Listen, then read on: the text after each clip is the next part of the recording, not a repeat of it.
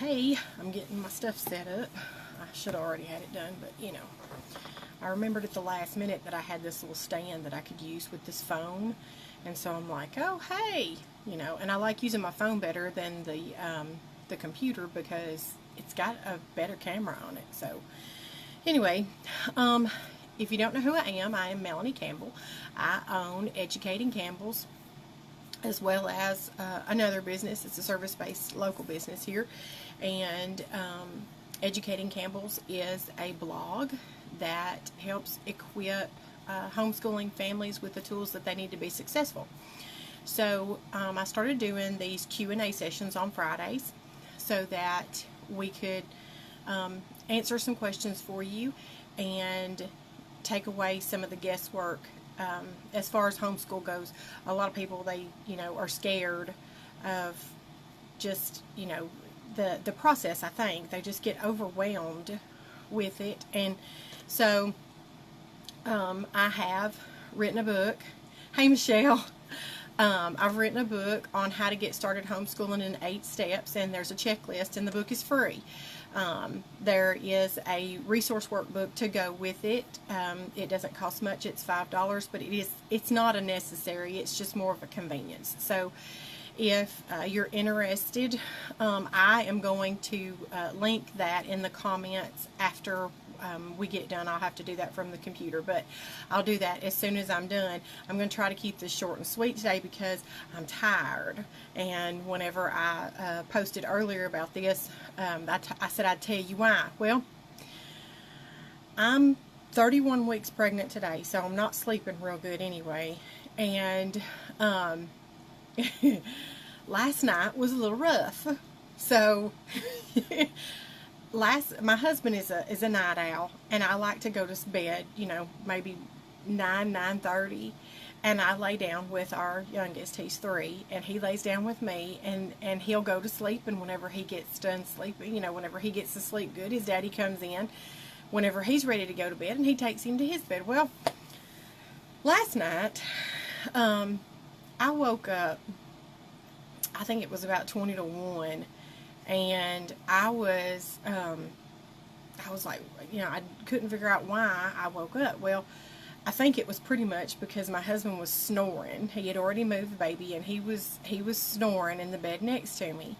And I'm like, I wonder how long he's been in the bed. And I happened to glance at my phone, and my green light was flashing. I had a message. So I checked my message, and it was my husband. He had sent me a song he wanted me to hear, which was, that was a nice gesture. He does that on occasion. It was sweet. So I'm like, okay, well, what time did that say? Well, it was 12:15. Okay, you do the math. 12:15 to 12:40. He had probably just come to bed, just got to sleep, and just started snoring whenever I woke up. So anyway, so I had that. Well, then my little one, sometimes he doesn't sleep good, and he ended up waking up 2 or 3 times. Well, he has these nightmares, or they're not really night terrors, they're just like bad dreams. And I went into his room because he was crying, and he's fighting with the pillow. So and he was mumbling something, so more than likely he was fighting with one of his siblings in his sleep. So that happens. Then amidst these breaks in my sleep, just from the little one, the dog starts barking.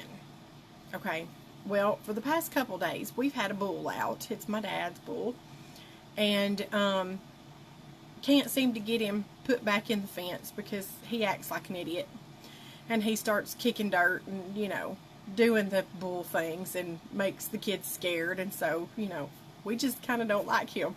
So I'm listening for that, and the dog is barking. Well, the night before I didn't sleep good either because I thought somebody was at our shed where we keep our 4-wheelers parked, and I thought somebody was out there. I didn't have my glasses on. I peeked out the window, and I could see movement. I'm like, I told my husband, I said, Dusty, wake up, wake up, wake up.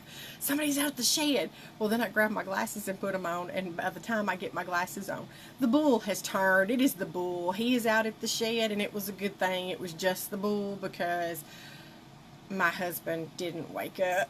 So I would have had to have been on my own with that one. But, you know, we've got the kids a little swimming pool. And the bull's been coming up in the evenings and getting him drinks out of the little kids' swimming pool.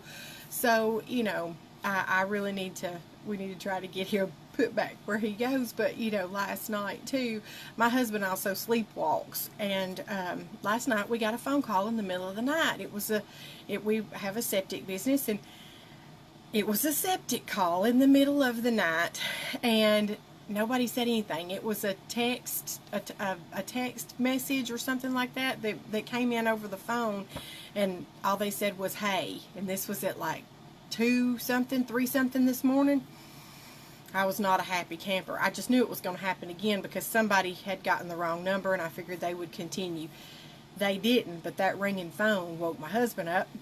Well, my husband gets up, he sits up on the side of the bed, and I'm thinking, oh boy, because, you know, like I said, he sleepwalks. Well, he gets up, he wakes up.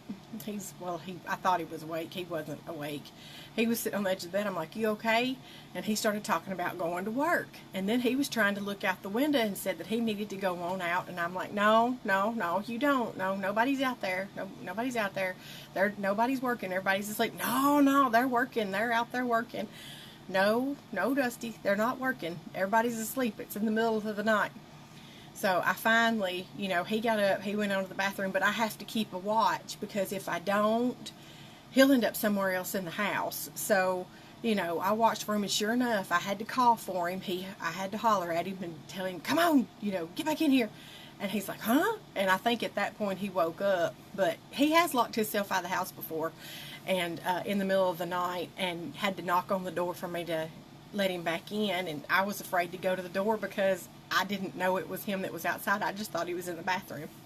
No, he locked himself outside. So anyway, from about 12:40 last night until 5:30 this morning, my sleep was very broken, and I'm very tired.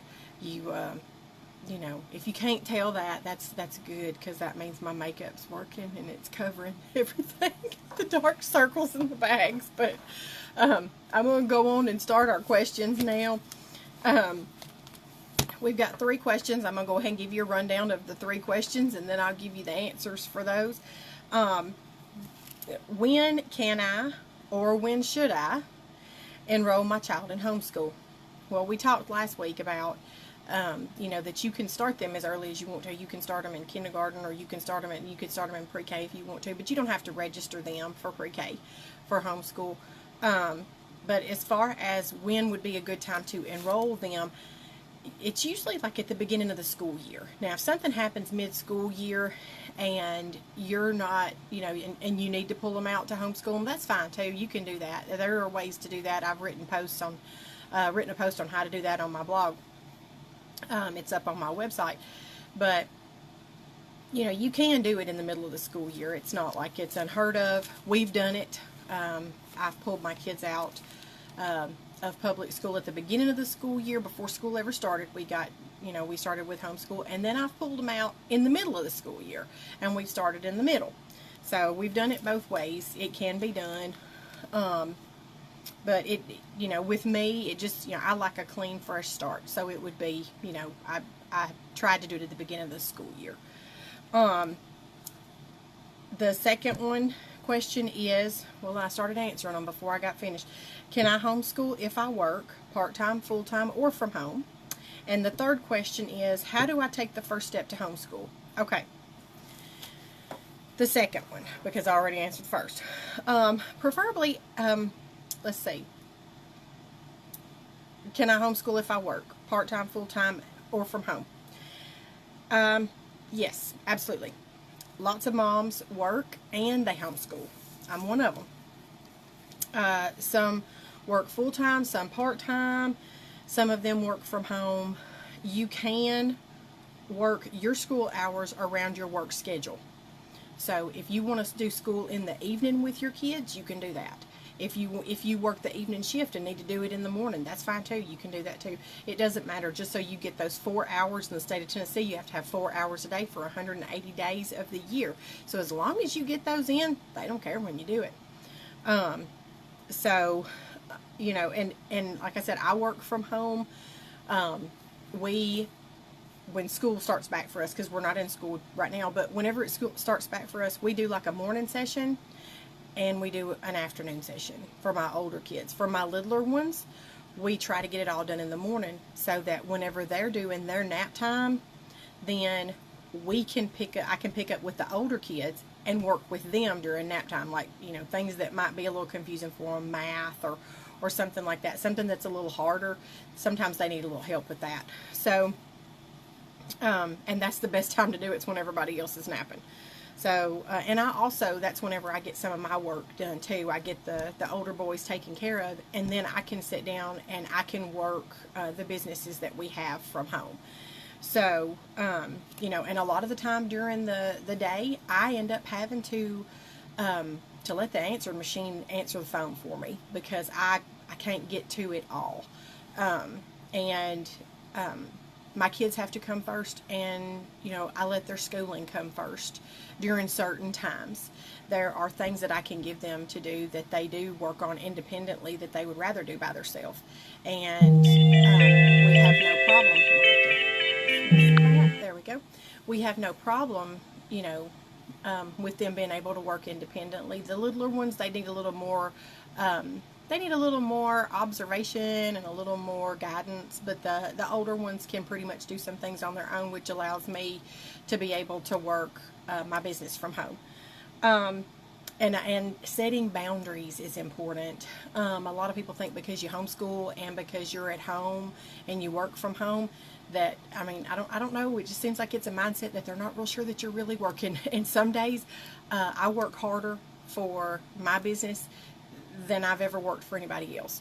So, you know, it's really important that I get the time to work that business. It's really important that I set boundaries as far as, you know, no, I'm not going to answer the phone at this time because I'm trying to work this math problem and we're really trying to get it with this child, and that needs to take priority over the business at that moment.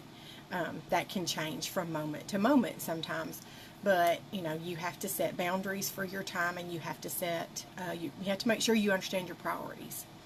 But it is absolutely doable. You can have a full-time job, you can have a part-time job, or you can work from home and be able to homeschool your children.